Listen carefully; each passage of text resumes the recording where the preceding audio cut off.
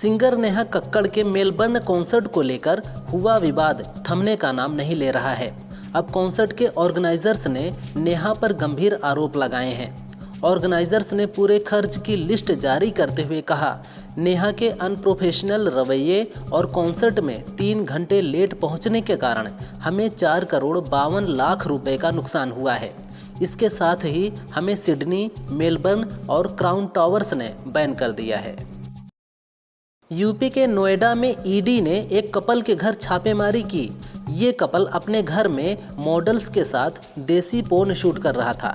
पति पत्नी विदेशी वेबसाइटों को पोर्न बेचकर अब तक 22 करोड़ से ज़्यादा कमा चुके हैं। छापेमारी के दौरान इनके घर पर मॉडल्स शो करती हुई मिली और 8 लाख कैश भी बरामद हुआ है। पति पत्नी सबडिजी वेंचर्स प्राइवेट लिमिटेड कंपनी के नाम से एडल्ट वीडियो का कारोबार कर रहे थे। नोएडा के सेक्टर 105 में पोर्न स्टूडियो का खुलासा हुआ है। इस स्टूडियो को उज्जवल किशोर और नीलू श्रीवास्तव अपने घर से चला रहे थे। स्टूडियो सबडिजी वेंचर्स प्राइवेट लिमिटेड के नाम से चल रहा था। उज्जवल और नीलू साइप्रस की टेक्नियस लिमिटेड कंपनी के लिए काम कर रहे थे। यह कंपनी कई पोर्न साइट्स चलाती है। बड़ी संख्या में विदेशी फंडिंग की जानकारी होने पर ईडी ने छापेमारी की थी। इसके बाद यह खुलासा हुआ है।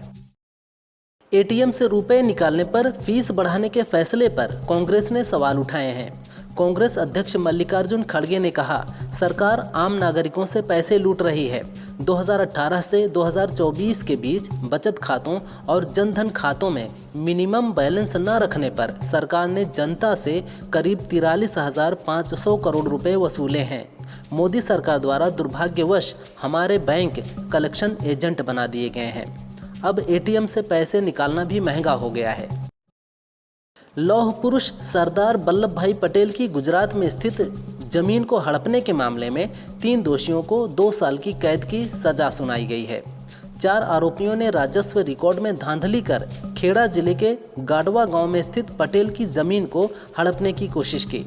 13 साल तक चले केस के दौरान एक आरोपी की मौत हो गई, जबकि अब कोर्ट ने 3 आरोपियों को दोषी ठहराते हुए सजा सुनाई है। लखनऊ में नवरात्रि के पूरे 9 दिनों तक धार्मिक स्थलों के 500 मीटर तक के दायरे में मीट की दुकानें बंद रहेंगी। इसके अलावा वाराणसी नगर निगम ने नवरात्रि के पूरे 9 दिनों तक मीट, मछली, चिकन आदि की दुकानों को पूर्णतः बंद रखने का निर्णय लिया है। वाराणसी नगर निगम के दायरे में आने वाले क्षेत्र में ऐसी सभी दुकानें बंद रहेंगी। आदेश का उल्लंघन करने वालों पर एफआईआर दर्ज की जाएगी और सख्त कार्रवाई होगी। उन्नाव दौरे के समय पूर्व डिप्टी सीएम व राज्यसभा सांसद दिनेश शर्मा ने एआईएमआईएम चीफ असदुद्दीन ओवैसी के बयान मुसलमानों को मोदी और आरएसएस से खतरा है पर पलटवार किया है। दिनेश शर्मा ने कहा, असदुद्दीन ओवैसी ऐसे अभिनेता हैं जो झूठा अभिनय करके अपनी दुकान सजाते हैं।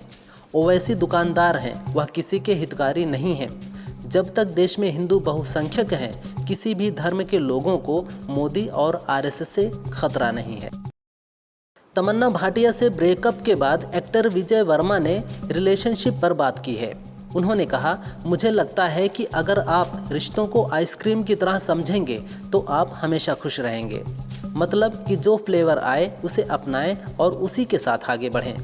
लस्ट स्टोरीज 2 की शूटिंग के दौरान विजय और तमन्ना ने एक दूसरे को डेट करना शुरू किया था। हालांकि ब्रेकअप के बाद भी दोनों एक दूसरे को सोशल मीडिया में फॉलो करते हैं। Allahabad high court bar association ने जनहित में जस्टिस यशवंत वर्मा के खिलाफ जारी हड़ताल खत्म कर दी है। हड़ताल खत्म करके अधिवक्ता काम पर लौट आए हैं। अधिवक्ताओं का कहना है कि जस्टिस वर्मा के ट्रांसफर का विरोध जारी रहेगा। आगामी 26-27 अप्रैल को बार एसोसिएशन की नेशनल कॉन्फ्रेंस होगी।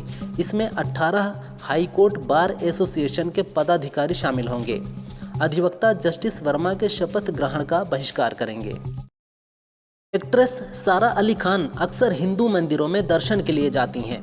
मुस्लिम होने के बावजूद हिंदू मंदिर में जाने के सवाल पर उन्होंने कहा, जब मैं छोटी थी तब भी मैं हमेशा सोचती थी कि अमृता सिंह, सैफ पटौदी, सारा सुल्ताना, इब्राहिम अली खान हम सब कौन हैं। मैंने अपनी माँ से पूछा था कि मैं क्या हूँ। तो उन्होंने मुझसे कहा था कि तुम भारतीय हो और ये बात मैं कभी नहीं भूलूंगी।